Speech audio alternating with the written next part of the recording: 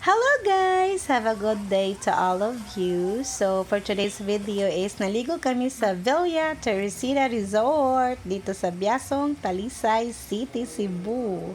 So kasama namin dito yung mga anak namin.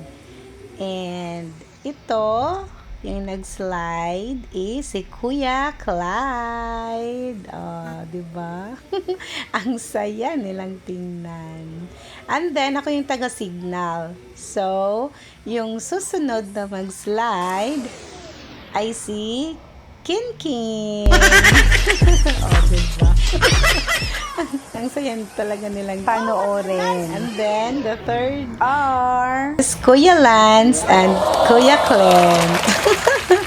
Grabe.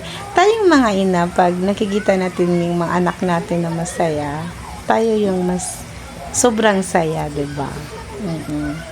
So, itong next ay si Kuya Gabriel. O, diba? Iba yung pagsak pag si Kuya Gabriel yung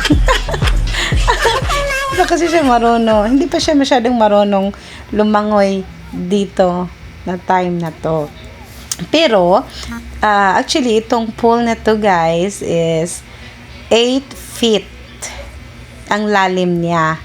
Kaya tinuruan ko si Gabriel at saka si Kinkin na lumangoy. So, maganda naman yung resulta kasi after 1 hour namin practice ay marunong na silang dalawang lumangoy. O, diba? Oo. As in, ano na sila dyan sa 8 feet, kayang-kaya na nilang lumangoy at that time.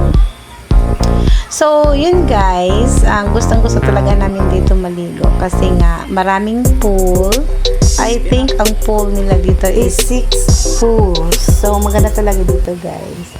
So, that's all for today's video guys. And thank you for watching. Please like and share.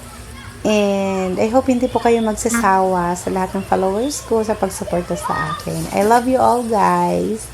And ingat kayo lagi. Bye!